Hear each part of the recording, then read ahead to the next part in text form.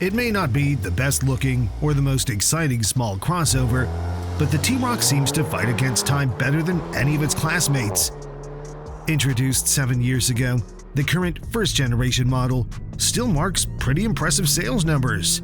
Simply said, it's a great small SUV, competitive in every aspect despite its age.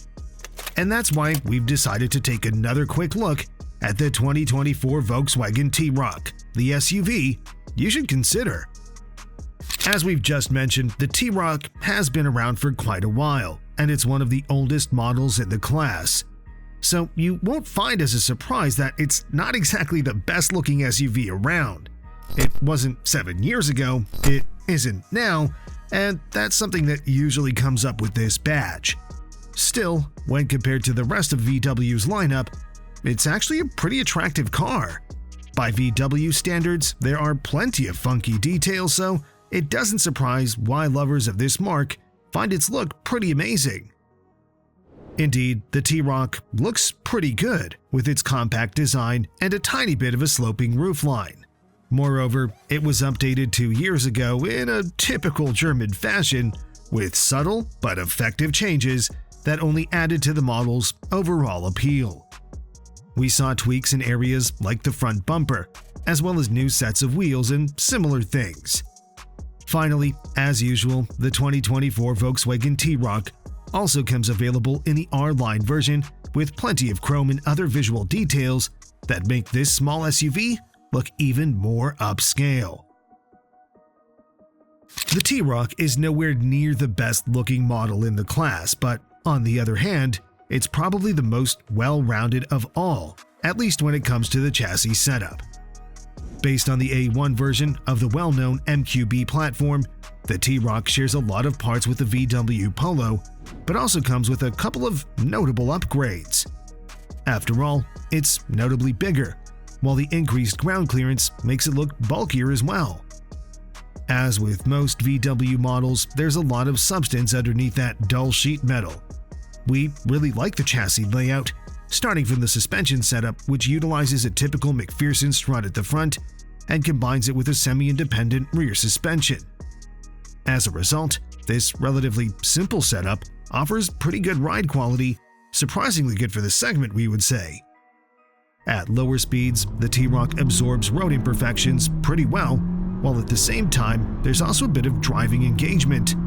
The steering feels precise, while the chassis seems agile enough, though nowhere near to one of the key rivals, the Ford Puma. There is still a lot of body roll in corners, but if you want to tighten things up a bit, there's the aforementioned R-Line trim that, besides visual upgrades, also brings a stiffer suspension setup. Upmarket interior is something that usually comes with VW models, and the T-Roc doesn't disappoint either. The initial model was a little bit questionable due to the massive use of low-rent plastics, but a good thing is that VW designers acknowledged that criticism and improved things a lot with the mid-cycle refresh from a few years ago. That model brought much nicer materials in upper areas, while scratchy plastics remained well hidden in lower areas. Besides nicer materials, that refresh also brought some substantial changes, starting from new infotainment screen mounted on the center stack rather than integrated, with improved graphics and response. Then, the climate controls have been updated as well, just like the steering wheel. With all these changes, the T-Roc managed to hide its age extremely well, and even today, it looks way better than most of its classmates. Once again, let's not forget to mention the R-Line trim, which besides the exterior and suspension upgrades, also brings a few exclusive interior features, starting from sports seats, which are amazing and definitely worth the extra cost. Then there's the interior space, an aspect the 2024 Volkswagen T-Roc really shines at. The front seats are quite comfortable, with all the space you need, while the high level of adjustability allows taller drivers to find the perfect position as well. Speaking of the driving position, it's high, and that's quite beneficial in terms of visibility, especially when we take the vehicle's boxy shape into account. In other words, this small crossover is very easy to drive and a real joy when it comes to maneuvering. Then there's the second row, with more legroom than key rivals, such as the aforementioned Ford Puma, as well as models like Toyota Yaris Cross and Nissan Juke. But what's even more important is that the T-Roc is a wider vehicle than these, which, in practice, also means more shoulder room, so accommodating 3 adults in the back is actually a pretty realistic scenario. The T-Roc's balanced chassis ensures composed handling and comfortable ride, and that's complemented by a pretty impressive powertrain lineup, especially when you compare it to key rivals in the class.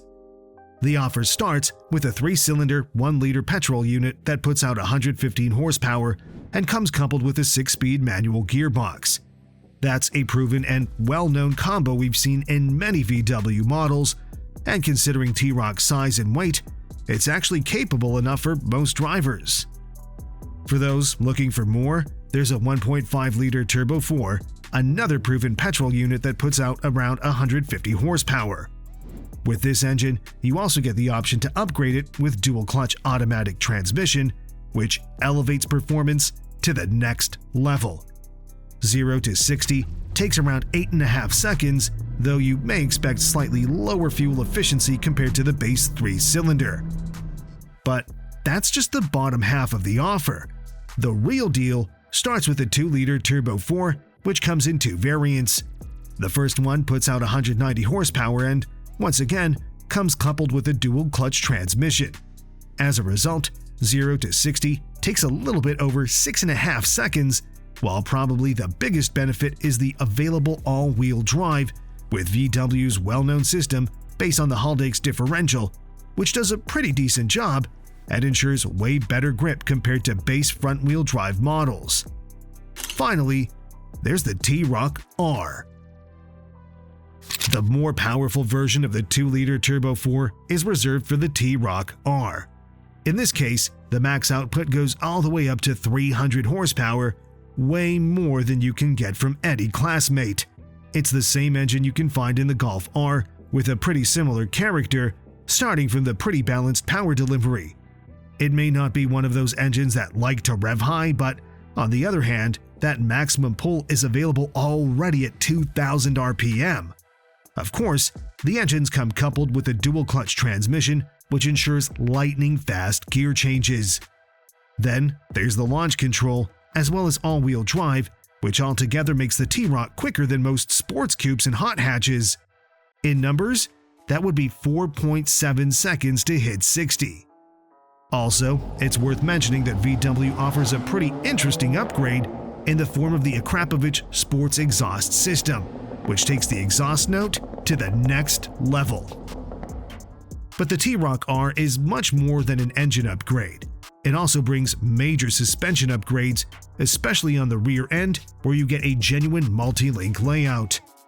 The whole setup is significantly firmer compared to base versions, which results in significantly less body roll, which makes this crossover feel much more like a hot hatch than an SUV behind the steering wheel.